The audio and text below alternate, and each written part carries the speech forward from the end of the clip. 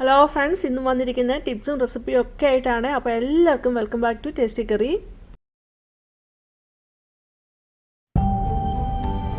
Channel ആദ്യമായിട്ട് കാണുന്നവരാണെങ്കിൽ subscribe all എന്ന ഓപ്ഷനോട് എനേബിൾ ചെയ്ത് വെക്കാൻ ഓർമ്മിപ്പിക്കുന്നു. എങ്കിൽ മാത്രമേ പിന്നീടുള്ള വീഡിയോയുടെ ഒക്കെ നോട്ടിഫിക്കേഷൻ കിട്ടുകയുള്ളൂ.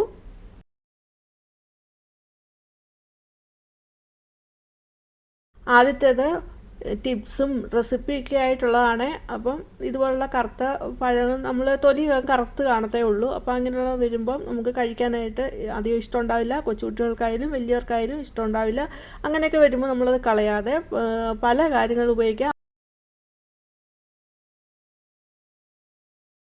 ഞാനിവിടെ വലിയ ജാറായിരുന്നു എടുത്തത്. അതിനെക്കാട്ടി എളുപ്പം നല്ല പേസ്റ്റ് പരുവത്തിൽ കിട്ടുന്നത് ചെറിയ ജാറിലായിട്ട് അടിക്കുന്നതായിരിക്കും. ഇട്ട് നമ്മൾ അടിച്ചെടുക്കുന്ന സമയത്ത് നമ്മൾ നിർത്തി അത് അടിച്ചെടുക്കുകയാണെങ്കിൽ നല്ല ഫ്ലഫി ആയിട്ടുള്ള ബനാനയുടെ ഡോ ആയിരിക്കും കിട്ടുന്നത്. അടിച്ചെടുത്ത ബനാനയുടെ പേസ്റ്റ് ഒരു ബൗളിലോട്ട് ഒഴിച്ചു കൊടുക്കുന്നുണ്ട്. എന്നിട്ട് ആ ജാറ് കഴുകുന്നത് എങ്ങനെയെന്ന് നോക്കാം. അപ്പോൾ നമുക്ക് ഇങ്ങനെയുള്ള ജാറൊക്കെ കഴുകാനായിട്ട് ഭയങ്കര പാടായിരിക്കും. കൈയിട്ട് കഴിയുമ്പോൾ ആ ബ്ലേഡിൽ നമ്മുടെ കൈയൊക്കെ ഉള്ളൂ. അങ്ങനെയൊക്കെ വരുമ്പോൾ നമ്മൾ അരി അരിക്കുന്ന സമയത്തായിക്കോട്ടെ എന്ത് സാധനമാണേലും നമ്മൾ മിക്സഡ് ജാറിലിട്ട് അടിച്ചെടുത്ത് കഴിഞ്ഞിട്ട് നമുക്കത് കഴുകാൻ നേരത്ത് കുറച്ച് ബുദ്ധിമുട്ടായിരിക്കും. അപ്പോൾ അതിന് ഒക്കെ ഈസി ആക്കാനായിട്ട് ആ മിക്സഡ് ജാറിലോട്ട് ശകലം വെള്ളം ഒഴിച്ചു കൊടുത്തിട്ട്, കുറച്ച് വെള്ളം മതി, അത് ഒഴിച്ചു കൊടുത്തിട്ട് ഒന്ന് ബ്ലെൻഡ് ചെയ്താൽ മതി. അപ്പോഴത്തേനും ആ മിക്സർ ജാറിൽ ഒട്ടിപ്പിടിച്ചിരിക്കുന്നതെല്ലാം നന്നായിട്ട് ഈസി ആയിട്ട് തന്നെ ഇളകിപ്പോരും. അടിച്ചെടുത്ത ബനാനയുടെ ആ പേസ്റ്റിലേക്ക് നമ്മൾ ആണെങ്കിൽ 2 ടേബിൾ സ്പൂണോളം പഞ്ചസാര ഇട്ട് കൊടുക്കുന്നുണ്ട്. അതേപോലെ ഞാനിവിടെ സ്പൈസസ് എല്ലാം അവിടെ പൊടിച്ച് വെച്ചിരുന്ന അതാണ് ഞാൻ ഇട്ട് കൊടുക്കുന്നത്. പഞ്ചസാര ഉൾപ്പെടുത്തി 1 ടീസ്പൂൺ പഞ്ചസാര ഇട്ട് പൊടിച്ചെടുത്ത സ്പൈസസ് കൂടാണ് ഇട്ട് കൊടുത്തിരുന്നത്. എൻ്റെ ഉണ്ടായിരുന്നുകൊണ്ട് ഇട്ട് കൊടുത്താണ്, അല്ലെങ്കിൽ ഏലക്ക ഇടുന്നതായിരിക്കും നല്ലത്. ഇനി അതിലേക്ക് ഞാൻ ഒരു ബൗൾ തികച്ചെടുത്തില്ല, അത് താഴെ ആണ് മൈദപ്പൊടിയാണ് എടുത്തിരിക്കുന്നത്. അത് ആ ബനാനയുടെ ആ പേസ്റ്റിലോട്ട് ഇട്ട് കൊടുക്കുന്നുണ്ട്. കുറച്ച് ഇട്ട് കൊടുത്ത് നന്നായിട്ട് അത് മിക്സ് ചെയ്തെടുക്കുന്നുണ്ട്. കട്ട കെട്ടാതെ നമ്മൾ മിക്സ് ചെയ്തെടുക്കണം. അതുപോലെ വെള്ളമൊന്നും ഒഴിച്ച് കൊടുക്കുന്നില്ല. ആ ബനാനയുടെ ആ മയത്തിൽ വേണം ഇത് നന്നായിട്ട് മിക്സ് ചെയ്തെടുക്കുന്നത്. ഇതുപോലെ പലരും ചെയ്യുന്നുണ്ടാവാം. നമ്മൾ പഴമൊക്കെ കറുത്ത് വരുന്ന കാണുമ്പോൾ അത് കളയണ്ടല്ലോ വെച്ച് ഇതുപോലെയൊക്കെ ചെയ്യുന്നുണ്ടാവും.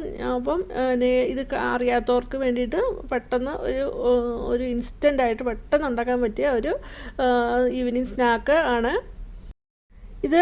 എല്ലാം നന്നായിട്ട് മിക്സ് ചെയ്തെടുത്തിട്ടുണ്ട്. ഇനി നമ്മൾ സ്പൂണിൽ കോരി ഒഴിക്കുമ്പോൾ സ്പൂണിൽ നിന്ന് വിട്ട് ആ രീതിയിലാണ് ഞാനിപ്പോൾ ഇത് കുഴച്ചെടുത്തിരിക്കുന്നത്. ഇനി വേണമെങ്കിൽ കുറച്ചുകൂടെ പൊടിയൊക്കെ ചേർക്കാം. അങ്ങനെ ഒത്തിരി പൊടിയൊക്കെ ചേർക്കുമ്പോൾ നമ്മൾ ഇത് ഉണ്ടാക്കിയെടുത്ത് വരുമ്പോൾ അത് നല്ല ഡ്രൈ ആയിട്ട് പോകും. അതുകൊണ്ടാണ് ഞാൻ ആദ്യം ചേർക്കാത്തത്. ഇപ്പോൾ എനിക്കിത് കറക്റ്റായിട്ട് തോന്നിയോണ്ടാണ്, നല്ല പരുവാന്ന് തോന്നിയോണ്ടാണ് പിന്നെ ഞാൻ പൊടിയൊന്നും ചേർക്കാഞ്ഞത്. എന്നിട്ട് ഞാൻ ഇതിൽ ബേക്കിംഗ് സോഡയോ ബേക്കിംഗ് പൗഡറോ ഒന്നും ചേർക്കുന്നില്ല.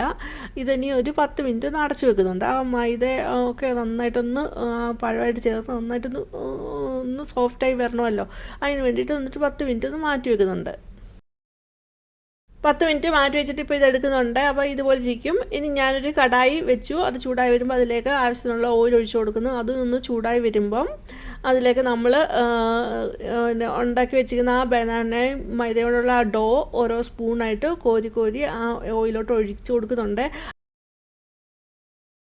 അപ്പോൾ ഓയിൽ നല്ല ചൂടായി വരുമ്പോൾ നമ്മൾ ആ ബനാനയുടെ ആ ഡോ ആണെങ്കിൽ സ്പൂണിൽ കോരി ഒഴിക്കുന്നുണ്ട്. അപ്പോൾ ഒഴിച്ച് കഴിഞ്ഞിട്ട് 2-3 മിനിറ്റ് ഒന്ന് വെയിറ്റ് ചെയ്യണം. കാരണം അത് ചൂടായി അത് താഴേന്ന് ഇങ്ങനെ ഓയിൽ ഇങ്ങനെ പൊങ്ങി വരും, മേലോട്ട് വരും. ആ സമയത്ത് നമുക്കതൊന്ന് തിരിച്ചിടാവുന്നതാണ്. അങ്ങനെ ചെയ്തെടുക്കുന്നുണ്ട് എല്ലാം.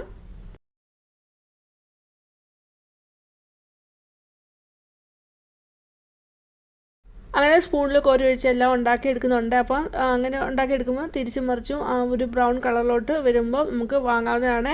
പിന്നെ തീയാണേൽ അധികം ഹൈയിൽ വെക്കരുത്, മീഡിയം ഫ്ലെയിമിൽ താഴെ വെക്കണം. കാരണം ഇത് നല്ലതായിട്ട് പഴുത്ത പഴമാണ്. അത് പെട്ടെന്ന് പുറമേ കരിഞ്ഞു വരും, ഉള്ളിൽ അത് വേവത്തുമില്ല. അതുകൊണ്ട് നമ്മൾ ഒരു മീഡിയം ഫ്ലെയിമിൽ താഴെ വെച്ചിട്ട് വേണം കുക്ക് ചെയ്യാനായിട്ട്. എന്നാൽ തീരെ അങ്ങ് ഫ്ലെയിം കുറച്ചിടുകയും ചെയ്യരുത്. അങ്ങനെ വരുമ്പോൾ അത് ഓയിൽ കുടിക്കത്തേ ഉള്ളൂ. അതുകൊണ്ട് അങ്ങനെയും ചെയ്യരുത്. ഒരു മീഡിയം ഫ്ലെയിമിൽ ജസ്റ്റ് താഴെ നിന്നാൽ മതി. എണ്ണ കുടിക്കുകയും ചെയ്യരുത്, അത് വാങ്ങി പോവുകയും ചെയ്യരുത്. നന്നായിട്ട് അത് വെന്ത് കിട്ടണം. ആ രീതിയിൽ അത് ഫ്ലെയിം അഡ്ജസ്റ്റ് ചെയ്യാനായിട്ട് പ്രത്യേകം ശ്രദ്ധിക്കണം. ഇപ്പോൾ ഇവിടെ എളുപ്പത്തിലൊരു ചായക്കടി റെഡി ആയിട്ടുണ്ട്.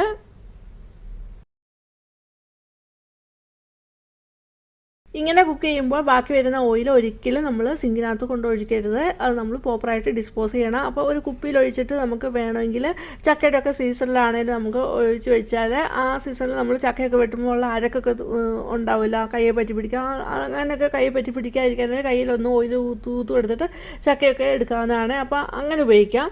അല്ലെങ്കിൽ അതുപോലുള്ള ആവശ്യങ്ങൾക്കായിട്ട് ഉപയോഗിക്കാം. കുക്കിങ്ങിന് നമ്മൾ ഇത് ഉപയോഗിക്കുന്നതിനെക്കാട്ടി നല്ലത് ഇതുപോലുള്ള ആവശ്യം പ്രോപ്പറായിട്ട് ഡിസ്പോസ് ചെയ്യുക ആണ് നല്ലത്. നമ്മൾ കുക്കിങ്ങിന് ഉപയോഗിക്കുമ്പോൾ ഇത് നന്നായിട്ട് ചൂടായതുകൊണ്ട് അതിൽ ഒത്തിരി കെമിക്കൽ ചേഞ്ചസ് ഒക്കെ വന്നു. അതുകൊണ്ട് പിന്നെ നമ്മൾ അങ്ങനെ ഉപയോഗിക്കുന്നത് നല്ലതല്ല. ഇങ്ങനെ ഓയിലി ആയിട്ടുള്ള പാത്രം കഴുകുമ്പോൾ നമുക്ക് ഒത്തിരി സോപ്പും വെള്ളമൊക്കെ ആവശ്യമായിട്ട് വരും. അപ്പോൾ അതിനെക്കാട്ടി എളുപ്പത്തിൽ നമുക്ക് നല്ലൊരു മാർഗ്ഗമുണ്ട്.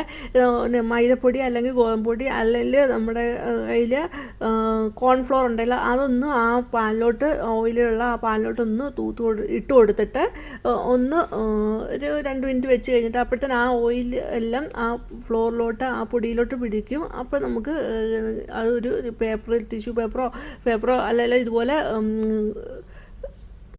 സ്പാച്ചിലയോ വെച്ച് അത് തൂത്ത് നീക്കാവുന്നതാണ്. അങ്ങനെ നമുക്ക് ഈസി ആയിട്ട് ആ പാത്രം കഴുകിയെടുക്കാം. അല്ലെങ്കിൽ നമ്മൾ ആ സോപ്പും വെള്ളം ഉപയോഗിക്കുകയാണെങ്കിൽ അവിടെ മൊത്തം ആകും ആ ഓയിലും ഇതെല്ലാം പിന്നെയും കഴുകിക്കൊണ്ടിരിക്കും. ആ ഓയിലൊക്കെ പോകാനായിട്ട് കുറേ സമയം എടുക്കുകയും ചെയ്യും. അപ്പം ഇങ്ങനെ ഒന്ന് ട്രൈ ചെയ്ത് നോക്കിയിട്ട് നിങ്ങളുടെ അഭിപ്രായം ഒന്ന് പറയണം കേട്ടോ.